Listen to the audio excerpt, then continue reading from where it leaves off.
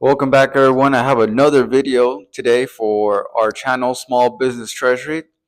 And it's a question that I received from a friend of mine and who wanted some clarifications as to why are small businesses more vulnerable to check fraud, ACH fraud, and wire fraud instead of large corporations?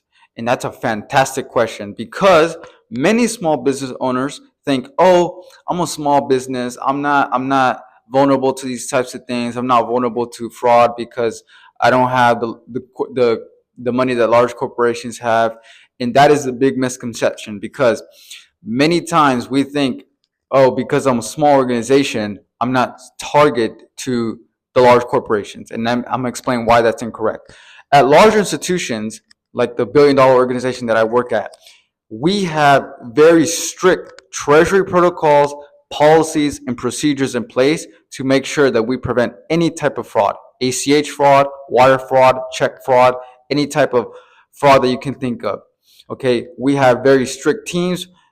We have huge team members who are in touch with our bankers on a daily basis to make sure that everything is in order. And even then, we still are vulnerable to any types of fraudulent attempts because hackers and fraudsters and criminals, they are very, very intelligent when it comes to tricking people. Okay, Treasury is not something that can be outsourced to AI because it requires human interaction and human verification to ensure fraud is prevented. Okay, fraudsters are aware that their gatekeeper is a human individual, and they have to be able to manipulate them psychologically instead of logically.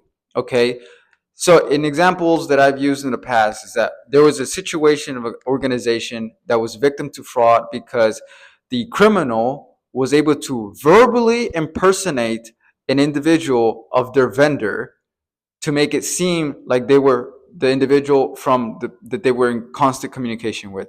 That's advanced level type of psychological manipulation. Okay, that the organization who fell victim to the fraud was able to get convinced that the fraudster was the legitimate individual from the vendor requesting this ACH that led to an ACH fraud. Okay, so why is that important in today's discussion? Because fraudsters know that in order to get past the large corporations, they have to psychologically manipulate the individuals behind it. They have to make sure that they say the right things. They have the best type of interactions to make sure that they're able to bypass the verbal verifications of the large institutions. They're fully aware that these large institutions have multiple team members verifying every transaction that's going out, verifying every check, verifying every ACH, verifying every wire. They are fully aware of the staff that is behind a treasury team at large institutions, and yet some of them are still successful. Now, why does that make the small business owner more vulnerable? Well, because small business owners don't have the resources that these large institutions have. So many times criminals will target the new founder or the growing company or the CEO or the new CFO who hasn't had much experience yet, or maybe a head of accounting, and they're able to manipulate them by psychologically, not logically, but to convince them that it's a legitimate transaction, or convince them it's a legitimate vendor, or convince them that it's a legitimate ACH. Okay, so when it comes to criminals, they play the manipulation game, the psychological game. They don't play the logical game because logically it doesn't make sense. Why would I target a small business when I can target the large organization?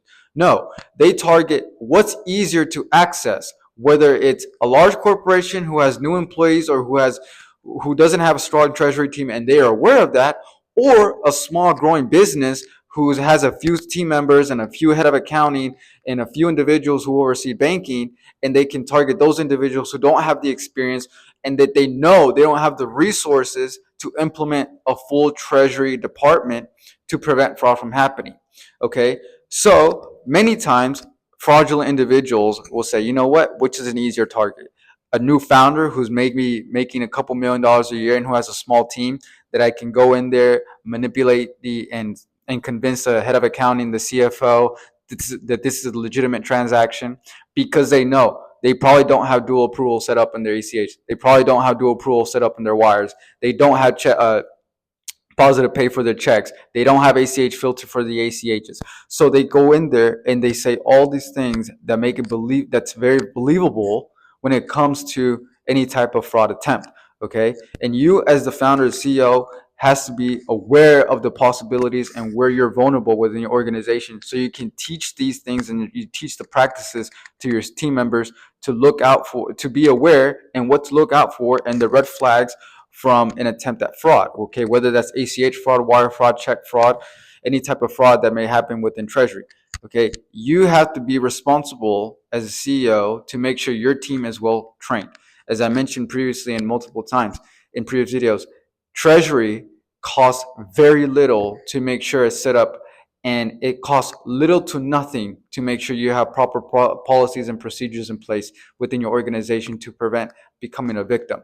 But once you're a victim, it's very, very expensive to get out of.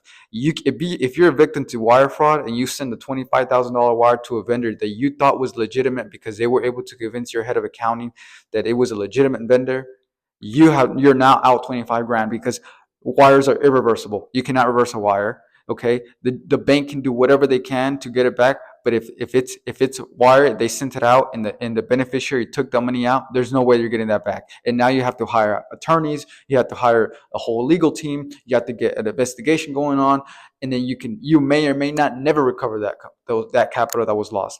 So being preventative in your organization, making sure that you have proper treasury protocols in place, is going to save you significant amount of money in the future.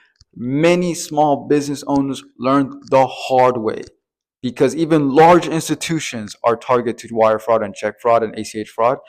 Smaller institutions are going to be even more of a target because they know they don't have the resources to cover that. Okay, so you have to be prepared for it. And you may think it hasn't happened to me yet, but I'm telling you it will, because every single company at one point or another has to transition to Treasury. They have to, whether it's in the early stages, in the growing stages, or the corporation enterprise stage. They have to develop a Treasury department, because your company grows, and within that growth, you're vulnerable, and you're gonna learn either through the hard way or through the proactive way. You take measures and you learn along the way to make sure you protect the capital that you worked hard to obtain. Okay, and then many times growing businesses learn the hard way. They saw they were victims to check fraud, and then they went to go hire with their a consultant to give them advice as to, hey, this happened to me, what is out there that can make sure that this doesn't happen again.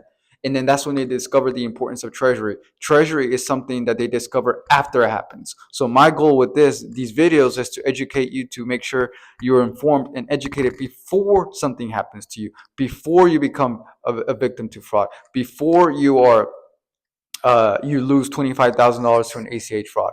Because, as I mentioned, small business owners are more vulnerable, because these hackers and criminals, these fraudsters, they're incredibly intelligent psychologically. They know the small growing business does not have the resources to train a full treasury department, meaning the head of accounting or the CFO is wearing multiple hats. And when you wear multiple hats, there's exposure there, there's vulnerability there, there's gaps there, and they take advantage of that. Okay, so many times it's easier for a fraudster or criminal to target the small business owner because of those lack of resources. Okay, at large institutions, they know they have to go through a treasury analyst, a treasury manager, a VP of treasury, a treasurer, and then their banker. Okay, there's multiple levels of individuals that has to go through in order for them to be able to get away with the criminal activity that they're trying to attempt, whether it's ACH fraud or wire fraud. Within a small organization, they know the CEO's busy, he's trying to make sales, he's trying to pay his bills. The head of accounting is probably just a recent grad who's been with the company for a couple of years. They haven't had enough experience to even know what Treasury is. Let me target this individual, and if I can get a couple thousand out of it, I consider it a win. And they do that over and over and over and over again. And do not make the mistake that small business owners make and say, it hasn't happened to me yet, but it will.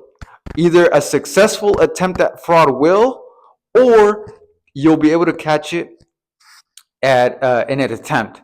Okay, but it will, because every single organization who grows at scale has to have proper treasury protocols in place. It's non-negotiable.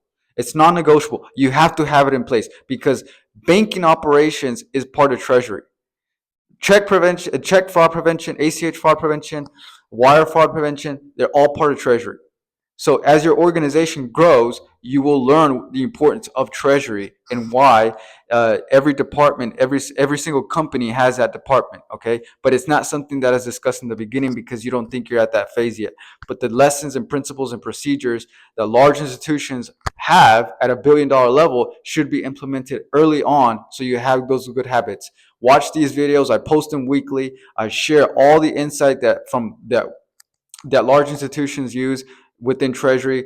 And I want to make sure that all small business owners are well educated, so they make good and well informed decisions within their business, to make sure they don't fall victim to these types of fraud attempts. Anyways, that's all for today's video. See you on the next one.